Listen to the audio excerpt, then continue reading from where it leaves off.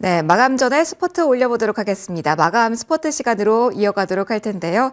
장중에 4천선 이탈 그리고 앞에 9자 내줬던 코스닥인데요. 현재 구간에서는 다시 한번 그래도 낙폭을 줄여가는 구간에 있네요.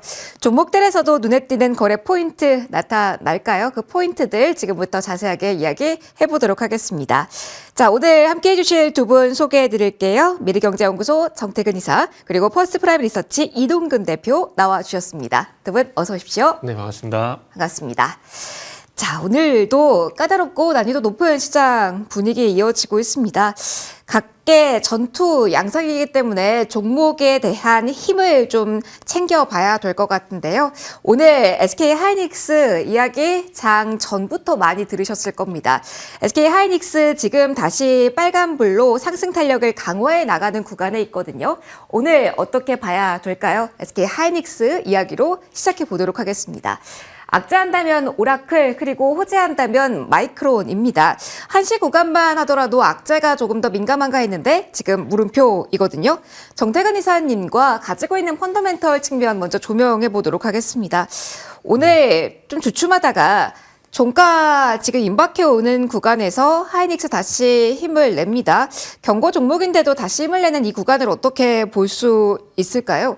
마이크론발 호재의 민감도를 높이고 있다라는 긍정적인 측면 이사님 봐도 될까요? 아니요, 방심은 하면 안 될 안 것 돼요. 같아요. 왜냐하면은 일단 최근에 이제 오라클, 브루컴 지난주 실적 발표했잖아요. 네. 발표하고 괜찮은 것처럼 하고 시간차 공격이 나왔었거든요. 그래서 그런 부분들을 감안해 보게 되면 일단은 좋은 실적은 발표가 됐고 이 좋은 실적을 기반으로 해서 지금 계속해서 이제 증시 발목을 잡고 있는 AI 거품론에 대한 우려를 싹 해소를 하느냐 이게 좀 관건인데 이런 말씀들 좀 섭섭하시겠지만은 그럼에도 불구하고 말씀드리면은 아마 완전히 해소를 하지 못했지 않았을까라는 그런 생각이 들어요. 왜냐하면 오라클에 대한 잡음이 계속해서 현재 나오고 있는 그런 상황들이고 그리고 결국 이게 닭이 먼저냐 달걀이 먼저냐가 중요한데 결국 마이크론도 지금 좋은 부분들이 아시겠지만 엔비디아, 뭐 브로드컴, 오라클 이쪽이 좋기 때문에 그냥 받아온 거거든요. 영향을 준 게 아니고 받아온 거거든요. 그래서 그런 부분들 감안해 보게 된다라면은 일단 최근에 그 AI 관련된 종목들 분위기를 본다라면은 조금 기대할 만한 부분은 낫지 않을까라고 생각이 들고 그리고 마이크론뿐만 아니라 우리나라 삼성전자 그리고 SK하이닉스 같은 경우도 마찬가지로 일단 아시겠지만은 지금 최근에 10월 달 이후에 주가가 어쨌든 옆으로 행보를 하고 있다는 부분들 이런 것들을 감안해 보게 된다라면은 2주 전에는 부정 의견을 드렸는데 지금은 뭐 부정이나 별반 다름없는 관망에 대한 의견을 드려야 될 것 같습니다. 그래서 1차적으로 어쨌든 AI 거품론 저는 거품론이라기보다는 방송에서 걱정론이라고 얘기를 하고 있는데 왜냐하면은 많이 올랐기 때문에 이런 걱정이 앞으로도 계속해서 나올 수밖에 없다라고 생각합니다. 이전에도 그렇고 앞으로도 마찬가지라고 생각을 하고 있거든요. 그러면서 제가 요즘에 자주 언급드리는 그 포인트가 뭐냐면은 2022년도 10월 달에 그 모건스탠리의 조셉 모어라는 애널리스트가 빙하기가 끝나간다는 리포트 48페이지짜리 리포트를 내게 되면서 이제 그때 당시에 미국의 탑픽은 엔비디아 그리고 아시아 쪽 탑픽은 최선호 종목은 TSMC, SK하이닉스를 제시했었거든요. 근데 시간 지나고 보면 그 리포트가 맞아요. 그런 관점에서 보게 된다라면은 그때부터 어쨌든 엔비디아가 오르기 시작했거든요. 그때 당시 엔비디아가 $10였습니다. 그리고 최근 애매한 분할을 감안하고 원래 주가를 감안해 보면 $2,000 정도가 되는 거거든요. $10에서 $2,000면 너무 많이 올랐습니다. 많이 오른 건 부정할 수 없어요. 그러다 보니까 많이 오르다 보니까 거기에 대한 걱정이 생기는 거고 그러다 보니까 이제 좋은 거 말고 안 좋은 것에 대해서 보기 시작을 했다라는 거죠. 그러다 보니까 아무래도 이 AI 거품론 해소는 그런 측면에서 봤을 때는 쉽지 않을까라는 생각을 하고 있고요. 그리고 이제 HBM4 요 얘기도 드려야 되는데 이전에는 HBM 하게 되면은 하이닉스가 너무나 독보적이었잖아요. 네. 뭐 가까운 예를 보더라도 HBM3 8단 12단까지만 하더라도 정말 독보적이었습니다. 그런데 HBM4 같은 경우에는 이제 삼성전자도 그렇고 하이닉스도 그렇고 양사 모두 현재 유상 샘플을 공급을 했거든요. 그래서 최종 검증이라는 동일선상에 이제 놓여있는 상황입니다. 물론 SK하이닉스가 먼저 공급에 대한 얘기가 나오긴 했지만은 그럼에도 불구하고 어쨌든 같은 성상에서 이제 내년에 같이 공급할 가능성이 높다라는 거죠. 작년까지는 그리고 상반기까지만 하더라도 동네 바보형이라 불렸던 삼성전자의 존재감이 하반기 들어서 많이 커지고 있다는 부분들 그리고 내년에도 커질 거라는 부분들 이런 것들 감안해 보게 되면은 좀 많이 SK하이닉스 입장에서는 좀 많이 불편하지 않을까라고 생각이 듭니다. 그래서 이런 것들을 감안했을 때 일단은 뭐 SK하이닉스 관망 의견을 드리는 게 좋지 않을까 생각이 들고요.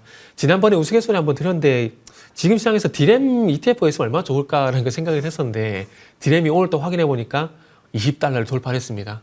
계속 올라가고 있거든요. 참 디램 ETF가 없다라는 게 참 아쉽다라는 말씀을 마지막으로 드려야 될 것 같네요. 그럼 이것만 짧게요. 마이크론이 HBM에 대해서 오늘 이야기를 가이던스 상당히 긍정적으로 이야기를 했는데 내년 전체 HBM 공급 물량 가격 계약 완료했다라고 했잖아요. 네네. 이 부분이 SK 하이닉스의 협상력에도 영향을 미칠까요? 이게 부각된다면 스토리가 좀 달라질 가능성도 있을지요? 되죠. 왜냐하면 그동안은 과점이 아니라 독점적이었잖아요. 네. 근데 독점에서 과점으로 넘어갔다라는 건 그만큼 점유율도 떨어질 수 있다는 얘기거든요. 그럼 아무래도 영향을 줄 수 있기 때문에 좋은 뉴스는 아닌 거죠. 알겠습니다. 그 부분까지 한번 생각해 보시면 좋겠습니다. 그리고 SK 하이닉스 같은 경우는 지금 56만 원 선에서 움직임 나옵니다. 펀더멘털 자체에 봤을 때는 아직 긍정적인 부분도 많이 조명이 되고 있어요. 하지만 출렁거림 변동성이 커지고 있기 때문에 이 수급적인 요인 어떻게 봐야 될지 궁금하실 것 같습니다. 이동근 대표님, 네. 11월에 우리가 SK 하이닉스를 봤던 그 분위기와 12월 정말 많이 다릅니다. 오늘 외국인의 지금 가수급상으로는 매수가 강하게 들어오고 있음에도 불안하거든요. SK 하이닉스의 수급적인 지금 장에서의 이 변동성 있는 장중 흐름, 이거 어떻게 봐야 될까요? 수급적으로 봤을 때는 이제 어제도 결국은 매수로 끝났고요. 네. 오늘도 이제 순매수가 아마 잡힐 것으로 보여지는데 지금 이제 수급보다도 사실은 최근의 움직임, 제가 뭐 SK하이닉스 관해서는 계속해서 비슷한 말씀을 드리고 있습니다만은 지금 보면 전형적인 박스권의 움직임이에요. 그러니까 어떻게 보면은 한 박스권의 고점은 한 60만 원 정도. 그리고 저점은 지금 보면은 한 61선 정도. 요 정도에서의 움직임들. 61선이 지금 한 51만 원 선 정도에 있는데 61선은 뭐 웬만해서 안 깨질 것 같아요. 제가 네. 보기에는. 물론 깨지면 또 이제 얘기가 달라지겠지만은 어쨌든 그렇다면은 이제는 지금 아직까지는 이 박스권을 벗어나지를 못하고 있다. 그러니까 반등이 나더라도 결국은 다시 좀 반등이 어떤 연속성이나 이런 부분을 확실히 좀 줄어든 모습이 나타나고 있고요. 그래서 오히려 제가 계속해서 드리는 말씀입니다만은 기술적으로 봤을 땐 60만 원을 돌파해서 사는 게 맞아요. 그러니까 지금 사는 것보다. 네. 그러니까 지금 어떻게 보면 트레이딩은 가능한 거죠. 만약에 이제 뭐 박스권에 갇혀 있기 때문에 요걸 이용해서 그러니까 빠질 때 사고 오늘 같은 날 팔고 뭐 이런 식의 매매 이 정도는 가능할지 모르겠으나 사실 그게 이제 뭐 크게 어떤 수익적인 면에서는 기대 수익률이 클 수가 없다는 얘기고요. 오히려 그래서 기술적으로만 봤을 때는 오히려 이 박스권을 돌파하는 모양이 나올 때가 매수 타이밍이 아닌가라는 생각이 듭니다. 그렇기 때문에 지금 뭐 계속해서 드리는 말씀입니다만 저도 이사님과 마찬가지로 지금의 자리에서는 관망의 어떤 스탠스가 맞는 것이 아닌가 좀 이런 말씀을 드릴 수가 있을 것 같아요. 그러면 지금 자리는 대표님 비쌉니까? 아니면 아직도 그래도 저평가 영역이라고 보실까요? 사실 단순히 그런 부분만 가지고 따지자면은 비싸진 않죠. 비싸진 않은데 이제 그것과는 별개로 저도 사실 우려하는 부분들은 SK하이닉스가 사실은 올해 1년을 놓고 봤을 때 상승폭이 거의 저점과 고점을 비교해 봤을 때 거의 4배가량 맞아요. 올라왔단 말이에요. 그러니까 만약에 삼성전자하고 SK하이닉스를 이게 놓고 지금 뭘 살래 하면은 저는 삼성전자 사겠다는 게 맞다고 생각을 해요. 그러니까 물론 상승폭도 적었지만은 내년에 가질 수 있는 상대적인 확장의 폭이 삼성전자가 훨씬 넓어질 수가 있다는 얘기고요. 저는 지금 삼성전자 같은 경우는 내년에 좀 더 긍정적인 의견을 드릴 수 있을 것 같은데, 그러니까 그런 부분을 감안해서 봤을 때는 역시 지금은 이게 비교 측면에서는 삼성전자가 조금 더 위에 있는 것이 아닌가라는 좀 그런 말씀을 드릴 수가 있을 것 같습니다. 비교해서 많이 보실 것 같아서 추가적인 질문까지 이어가 봤습니다. SK 하이닉스 중심으로 일단 이렇게 관망 의견 두 분 모두 주셨습니다. 펀더멘털 관점, 추구 밸류 분석까지 담아 봤습니다. 자, 다음 종목으로 좀 넘어가 볼게요. 자, 오늘 우주항공 방산 쪽에서 유독 돋보이는 대형주 가운데 하나가 한국항공우주입니다. 어떠한 모멘텀으로 봐야 될까요? 스페이스A 훈풍이라고 봐야 될까요? 아니면 정책적인 이야기 최근 영향 많이 받잖아요. 이 대통령이 오늘 국방 업무 보고 받는 날이라서 그런 걸까? 아니면 리포트 있더라고요. 그 효과일까요? 어디에 방점을 찍고 오늘장의 지수 대비 선전을 봐야 되는 걸까요? 이사님, 오늘장에서의 3% 정도 선전입니다. 포인트 어디에 둘까요? 오늘 이 종목을 받고 난 뒤에 네. 과연 어떤 이유로 이제 다른 방산과는 다른 흐름이 나올까에 대한 부분을 찾느라고 정말 시겁했는데 네, 찾으셨어요. 네, 일단은 제가 생각한 내에서는 KF21 이유지 않나라는 일단 결론부터 먼저 말씀드리고 그리고 의견은 일단 긍정 드리도록 하겠습니다. 왜냐하면 지금 한국항공우주의 흐름을 보게 되면은 우리가 대표적으로 알고 있는 하나로스페이스라든지 현대로템 감안해 봤을 때 그렇게 그 종목들 대비해서 상당히 양호한 흐름들이 나오고 있거든요. 그거 하나만으로도 일단 긍정 의견을 드리는 게 일단 맞다라고 좀 판단을 했습니다. 그리고 뭐 오늘 뭐 실적 얘기 나오고 하던데 뭐 실적은 사실 따지고 보면은 수주도 그렇고 하나로스페이스 현대로템이 더 좋은 거거든요. 그래서 그 이유는 또 아닌 것 같아요. 그리고 우주항공 쪽 같은 경우는 저는 개인적으로 이 우주항공 테마라기보다는 저는 IPO 테마라고 보는 게 맞지 않을까라고 생각을 하고 있거든요. 왜냐하면은 스페이스 X가 뭐 우주선을 만드는데 거기에 납품하고 이런 구조로 이제 분위기가 만들어지는 게 아니라 스페이스 X가 IPO 한다는 얘기가 나왔잖아요. 그 얘기가 나오게 되면서 관련주가 뭐가 되면서 훅 뜨면서 오늘 미래에셋 벤처 투자 같은 경우에는 상한가에 진입했잖아요. 네. 그러면은 내년 하반기에 이제 스페이스 X가 그 상장할 예정이라고 하는데 그러다 보니까 이거는 IPO 테마라고 보는 게 맞다라고 생각이 들고 길게 가진 않을 거라고 생각을 하고 있습니다. 이게 또 동일선상에서 봐야 될지 모르겠지만 과거에 이제 2021년도에 쿠팡이 상장하게 되면서 쿠팡이 미국 증시에 상장하게 되면서 그때 당시에 이제 관련 종목들이 강세를 보였잖아요. 그거랑 저는 비슷한 현상이라 생각을 하고 있거든요. 그러다 보니까 KF21 이슈하고 미의 해군 차세대 고등훈련기 이 두 가지 이슈가 계속 종목의 어떤 주가를 받치는 게 아닌가라고 좀 생각이 들어요. KF21 같은 경우에 아시겠지만 원래는 내년 연말에 출고가 될 예정이었었는데 이거를 내년 3월 달에 당기는 걸로 이제 검토가 되고 있다고 합니다. 그래서 내년 상반기에 대량 출고를 진행하게 되면서 강릉 전투비행단이라든지 예천 전투비행단 쪽으로 공급을 하게 되고 그리고 11월 18일 날 아시겠지만 한국하고 UAE가 KF21에 대한 150억 달러 규모의 이제 공동협력 계약 규모의 공동협력 계약을 공식적으로 체결했거든요. 그래서 아마 요런 것들이 제가 봤을 때는 한국항공우주의 모멘텀이 되는 게 아닌가 생각이 들어요. 생각보다 빠른 KF21의 어떤 출고가 진행이 되고 그럼 빠른 출고가 진행이 되게 된다라면은 조금 전에 말씀드렸듯이 11월 달 UAE와 체결했었던 이 계약이 좀 더 빨라질 가능성이 상당히 높다라는 거죠. 그래서 그렇게 본다라면은 지금 어찌 보면 방산 쪽 같은 경우 지상무기 쪽에서 천무도 그렇고 뭐 K9도 그렇고 그리고 전차도 마찬가지 생각을 하고 있거든요. 그래서 그런 부분들 K2도 마찬가지고 그래서 그런 부분을 감안해 보게 되면 수주가 정체되는 상황들 속에서 또 새롭게 한국항공우주 같은 경우는 또 KF21이었던 수주가 좀 부각이 되게 되면서 아마 다른 방산주와는 차별의 양상이 좀 전개가 되는 게 아닌가 생각을 하고 있고요. 그리고 최근에 이제 미 해군 차세대 고등훈련기 관련돼서도 지금 보잉이 탈락했던 소리가 있거든요. 그러다 보니까 로키드 마틴하고 같이 이제 팀을 이뤄가지고 여기에 수주를 받기 위해서 이제 참여를 하고 있는데 아마 이런 것들도 될 가능성, 그러니까 지금 된 건 아니지만은 로키드 마틴과 공동으로 고등훈련기 도입 사업의 어떤 계약제로 체결될 가능성 이런 부분들이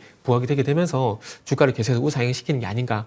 뭐 제가 나름대로 찾은 이유는 KF21 이슈하고 그다음에 미 해군 고등훈련기 이 두 가지 이슈지 않나라고 생각하고 있습니다. 결국은 올해 뭐 지난해 완제기 쪽의 가이던스가 좀 부진했습니다. 내년부터 조금씩 나아질 그린 그 펀더멘탈 측면으로 주목을 일단 한국항공우주 해주셨습니다. 그러면 이 자리 궁금하실 것 같습니다. 바로 이 질문 이어가 보도록 하죠. 이동근 대표님. 네. 그러면 한국항공우주를 수급적인 포인트로 어떻게 봐야 되나요? 우주항공 ETF 쪽에서의 돈이 몰리면서 이쪽 역시 수혜를 받을 것이다. 이 수급적인 면도 봐도 되는지. 사실 뭐 방산으로 봤을 때는 수주 관련 뭐 실적 턴은 다른 방산주 대비 올해 좀 약해서 탄력은 많이 못 받았거든요. 수급적인 스토리라면 이야기가 달라질까요? 사실 수급적인 면을 봤을 때 이 한국항공우주 종목을 놓고 봤을 때 최근에 이제 외국인들의 매수세가 들어오다가 또 오히려 최근 며칠 동안에 외국인들의 좀 매도가 좀 크게 나오고 있어요. 사실 그래서 이제 조금 뭐 수급적인 요인들은 그렇게까지 뭐 긍정적으로 보기엔 좀 어렵고요. 기술적으로 봤을 때는 지금 계속해서 그러니까 60일선의 지지력을 좀 테스트를 하고 있는 그런 모습이죠. 그러니까 60일선을 그러니까 장중에 살짝 깼다가 종가에 올려놓고 뭐 이런 식의 움직임들이 최근 들어서 거의 한 두 달여 그런 흐름들이 나타나고 있다는 거예요. 그러니까 크게 훼손이 안 되는 거예요. 기술적으로 봤을 때는. 그러면서 그나마 아주 미미하게나마 저점이 약간씩은 높아지고 있는 이제 그런 모습들. 그러니까 뭐 이걸 좋다고 하기에는 그렇고 또 나쁘다고 할 수는 없는 이제 그런 모양들이 지금 나오고 있다 이렇게 말씀드릴 수가 있겠고요. 결국 그래서 지금의 어떤 모양에서 어떻게 보면 적극적인 매수보다는 이것도 역시 마찬가지로 제가 보기에는 어느 정도 좀 어떤 단기적인 트레이딩 관점에서 접근 정도가 가능하지 않겠는가 하는 생각이 들어요. 그래서 저도 뭐 이 종목은 보면은 올해 사실 이런 그 방산이라든가 이런 쪽의 섹터에서는 가장 어떻게 보면 좀 소외가 된 종목인데 그건 오히려 지금의 모양은 가장 좋아요. 그러니까 모양은 좋은데 지금 자리에서 과연 여기서 그렇다면 고점을 뚫고 치고 올라갈 수 있는 어떤 에너지라든가 재료가 있느냐? 뭐 그거는 또 별로 그러니까 이런 부분들은 없기 때문에 사실 굉장히 좀 애매한 어중간한 위치다라고 말씀드릴 수가 있겠고 저는 그래서 지금 사실 저는 종합적으로 오늘 관망 의견을 드리려고 하는데 그러니까 말씀드린 대로 결국은 철저하게 트레이딩의 관점에 접근할 필요가 있지 않는가 좀 이런 말씀을 좀 드릴 수가 있을 것 같습니다. 트레이드 몇 번이나 강조해 주셨습니다. 수급과 함께 지금 이야기 나오고 있는 밸류 측면까지 조명을 좀 해드렸습니다. 두 번째 종목으로 한국항공우주 우리 이야기해봤고요. 자, 이어나가도록 할게요. 알테오젠 보겠습니다. 오늘 코스닥 종목 가운데 가장 위에 있는 알테오젠 현재 구간에서는 2% 후반대, 3% 가깝게 현재 움직임 나타나고 있습니다. 선별적인 움직임 보이고 있는데 오늘 알테오젠 어떻게 봐야 될까요? 이사님 사실 알테오젠은 오늘장 뭐 기술 이전 기대감에 오르니까 괜찮습니까? 로 질문을 드려야 될지 아니면 뭐 할로자임 이슈 그 노이즈를 벗어나지 못하고 그 낙폭을 회복하고 있지 못하니까 그 노이즈를 언제 회복해 나갈까요? 이 펀더멘털 측면에 주목해야 될지 조금 헷갈리긴 합니다. 오늘 어느 펀더멘털에 더욱더 주목도 높이면서 이 흐름을 보는 게 좋을까요? 일단 뭐 알테오젠이 가지고 있는 가치 뭐 그러니까 소위 말하는 펀더멘털은 바뀐 건 저는 없다라고 생각을 합니다. 단지 이제 최근에 바이오 관련돼 가지고 노이즈가 상당히 많이 나오다 보니까 일단 이런 현상이 좀 나온다고 생각을 하고 있고요. 그리고 할로자임 이슈는 지금 제가 봤을 때는 충분히 이제 소화를 하고 있다라고 좀 생각을 하고 있습니다. 일단은 뭐 제가 말씀 안 드려도 뭐 신한투자증권의 모 연구원께서 이제 나온 리포트를 참고하게 되면은 일단은 그분 리포트를 참고를 안 할 수 없거든요. 그리고 그쪽 관련돼 가지고 이제 각 증권사였던 바이오에 대한 바이오 관련된 리포트를 참고할 수밖에 없는데 일단 어쨌든 뭐 결론은 이건 것 같아요. 이번에 이제 처음 알테오젠 원래는 머크 쪽으로 이제 할로자임이 계속 소송을 걸다가 이제 알테오젠 쪽으로 처음으로 이제 소송이 이제 걸리게 된 거잖아요. 그러다 보니까 여기에 아마 좀 놀란 게 아닌가라고 생각이 들어요. 왜냐하면 지금 이제 사실 알테오젠 같은 경우는 소송에 대한 어떤 경기가 발생될 가능성이 상당히 높거든요. 왜냐하면은 일주일이라는 시간차를 두고 그것도 금요일마다 또 내일 또 알테오젠 혹시 악재가 나올까 또 걱정이 되는데 지난주 금요일 그랬죠. 지지난주 주제 아시겠지만 독일에 가처분 신청이 있었죠. 그러니까 지지난주 독일에 가처분 신청이 있었고 그리고 시간차를 두고 지금 할로자임이 이제 무효심판 청구까지 된 상황이죠. 이러다 보니까 연속해서 이제 소송에 대한 얘기가 나오다 보니까 이 소송에 대한 얘기가 나오다 보니까 그로 인해 가지고 투자 심리가 조금 이제 억눌린 게 좀 놀란 게 아닌가라는 그런 생각이 들어요. 그리고 그 이전에 아시겠지만 페트론 같은 경우도 원래는 이제 기술 검증이 12월 달에 끝이 나는 걸로 이제 많이 얘기들이 됐었는데 저도 얘기를 했었고요. 그 얘기를 했었는데 그게 또 연장이 됐었고 그러다 보니까 페트론 이어서 알테오젠까지 여러 가지 이런 노이즈가 나오다 보니까 그런 노이즈로 인해 가지고 아마 좀 많이 놀란 게 아닌가 생각이 듭니다. 근데 뭐 할로자임 파트너사하고 어떤 신규 계약도 지금 논의 중이라는 얘기가 나오고 있기 때문에 만약 혹시라도 할로자임 쪽과 어떤 이런 신규 계약 소식이 그러니까 기술 이전 계약 소식이 나오게 된다라면은 지금의 논란은 아마 싹 씻겨 내려가지 않을까라는 그런 생각을 하고 있습니다. 그래서 일단 어쨌든 뭐 물질 특허에 대한 어떤 태클이 아니고 재정방법의 어떤 특허이기 때문에 물질 특허 가지고는 건들 수 없다는 부분들을 이번에 완전히 또 확인을 한 것 같아요. 그렇기 때문에 ALT 비포에 대한 어떤 이 가치는 뭐 여전히 유효하다고 봐야 될 것 같고요. 그래서 알테오젠이 지금부터 해야 될 부분은 뭐 내년에 이제 뭐 JP모간 헬스케어 뭐 초청 받았던 얘기가 있는데 그런 것들 통해서 또 추가적인 계약 소식이 나오게 된다면 지금의 우려감은 제가 볼 때는 싹 씻겨 내려간다 생각을 하고 있고요. 그리고 지금 뭐 바이오가 올해 보시면 아시겠지만 상승과 하락이 계속 반복이 되고 있는 상황이거든요. 그래서 뭐 이런 조정이 나오는 게 그렇게 놀랍지는 않습니다.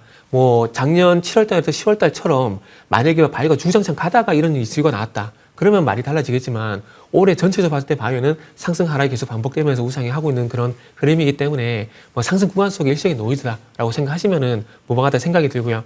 그리고 이제 중요한 것은 외국인 수급이 어쨌든 조금씩 돌아오게 되면서 이제부터 중요한 것은 추가 하락이 좀 제한되는지. 그러니까 이제는 그러니까 어찌 보면 이슈적인 부분들, 그러니까 펀더멘탈적인 부분들, 이런 부분들은 이제 이상이 없다라는 부분이 확인이 됐기 때문에 중요한 건 이제 기술적으로, 수급적으로 얼마만큼 안정을 찾아가느냐, 그게 좀 관건일 것 같습니다. 그래서 그런 부분들 감안해 보게 되면 일단 중립 의견을 드리는데, 관망 의견을 드리는데, 관망이라고 해서 부정적인 의견은 아니고요. 긍정적인 측면에서 관망이다 좀 생각을 하시면 될 것 같습니다. 그래서 지금부터는 이제 알테오젠의 외국인 수급과 그리고 기술적으로 241선 부근인 이제 241선 가격이 주가가 41만 원이거든요. 그래서 요 가격대 지지 여부만 보시면 되지 않을까라고 말씀드리고 싶네요. 알겠습니다. 수급이 안정되는지 봐야 된다라는 이야기를 말미해 주셨으니까 바로 이동근 대표님의 의견 들어보도록 하겠습니다. 밸류적으로 윗단도 볼 수 있는지, 그리고 뭐 수급으로 본다면 많은 분들 궁금하실 것 같아요. 코스닥 활성화 정책 나오면 알테오젠 수혜 아닌가? 그리고 이사를 가잖아요. 이사 가기 전에 충분하게 코스닥에서 덩치를 키워야 되기 때문에 단기적 수급 들어올 수 있다라는 기대감도 있거든요. 그런 측면으로는 알테오젠 메리트 있다라고도 볼 수 있을까요? 그러니까 말 그대로 이제 그런 부분들은 기대감의 영역이라고 생각을 하고요. 네. 지금 자리를 보면은 확실히 악재가 이제 어느 정도 반영이 된 다음에 지금은 저점을 좀 탐색을 하는 구간이다, 이렇게 설명드릴 수가 있을 것 같아요.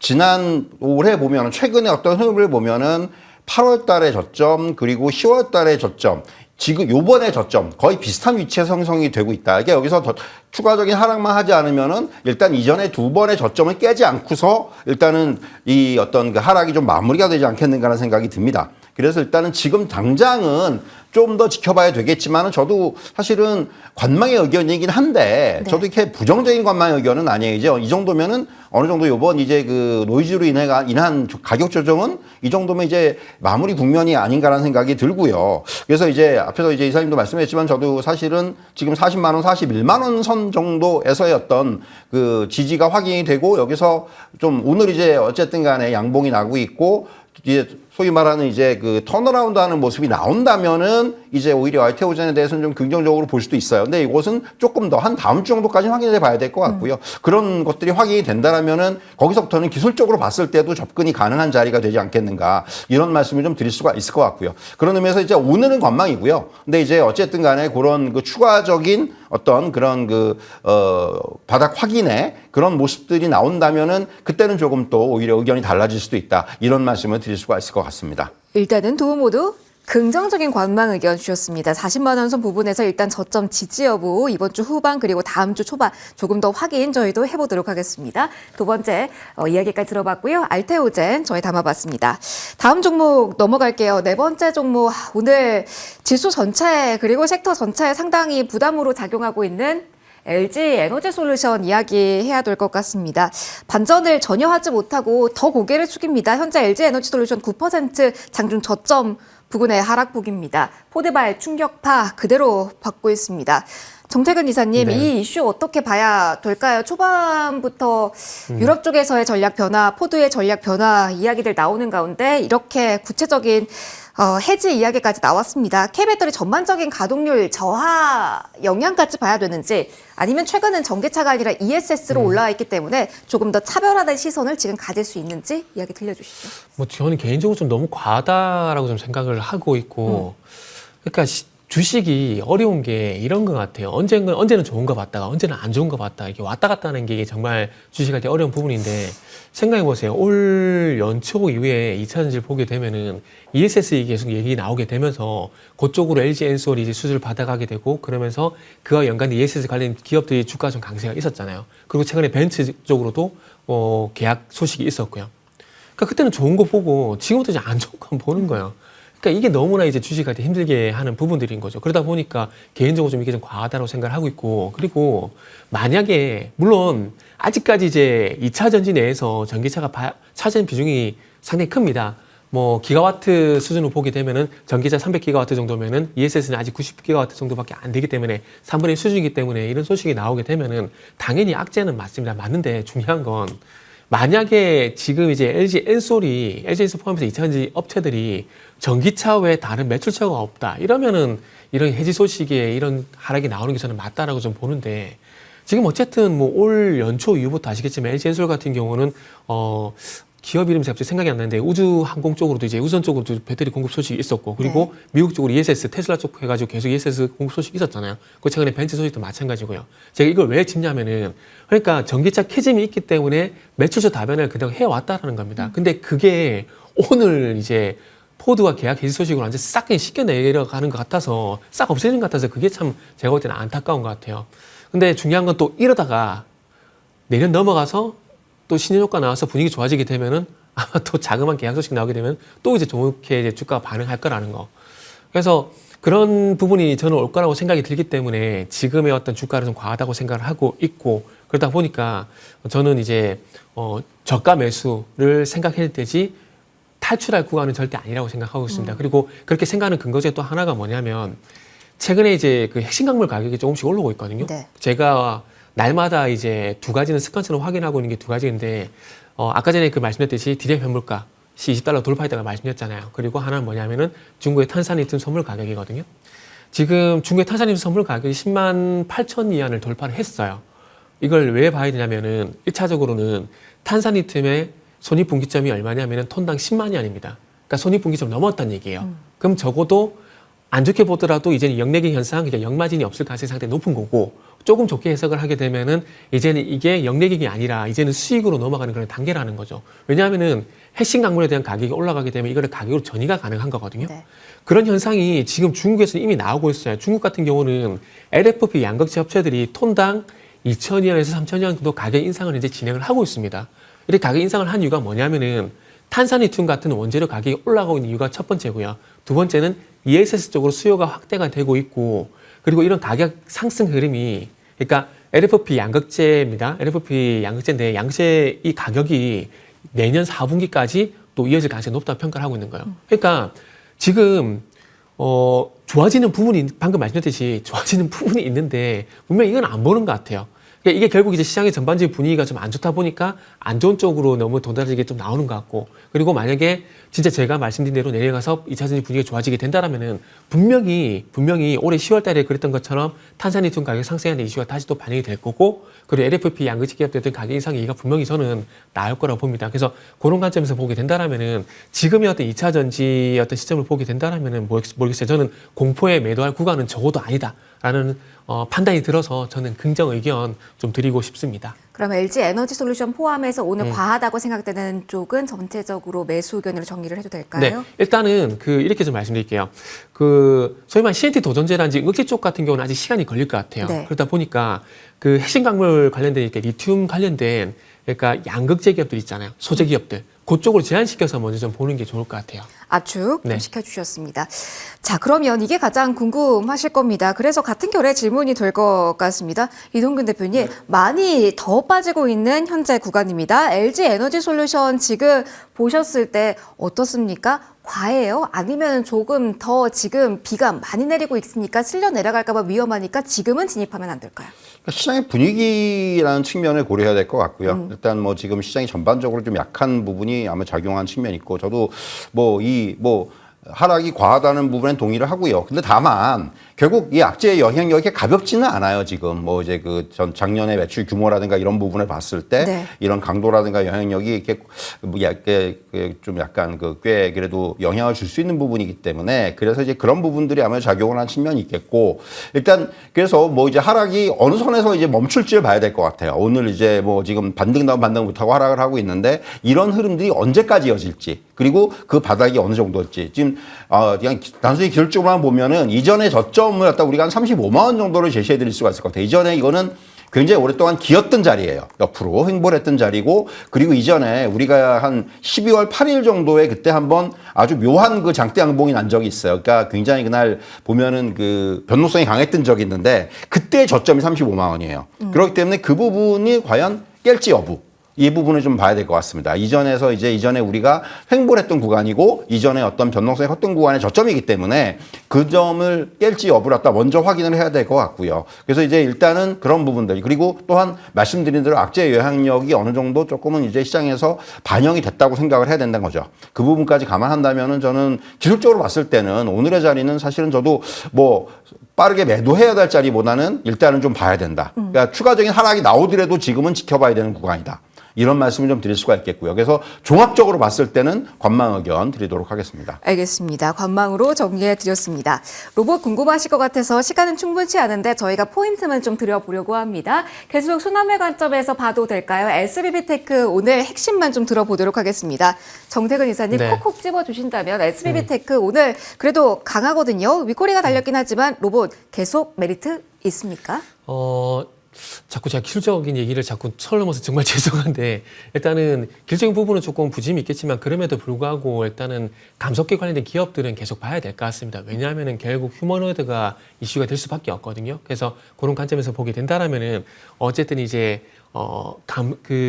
초정밀, 그러니까 초소형 초정밀 그 액체트 있잖아요. 요 관련돼 가지고는 이제 감속기를 분명히 봐야 되거든요. 그래서 그런 기업들 중심으로 해서 로봇 관련된 종목들은 내년에도 저는 개인적으로 관심을 가져야 된다고 생각을 하고 있기 때문에 뭐 당연히 긍정 의견 드릴 수 있을 것 같습니다. 긍정 의견 주셨습니다. 내년까지 볼 수 있다 의견 나눠주셨습니다. 그러면은 이동근 대표님 핵심 이야기해 주세요. 포인트만 딱 집어주신다면 대표님의 시선으로는 SBB테크 매력 있습니까? 말 그대로 고점 돌파 이후에 정확하게 21선에서 지금 반등 시도를 하고 있는 거예요.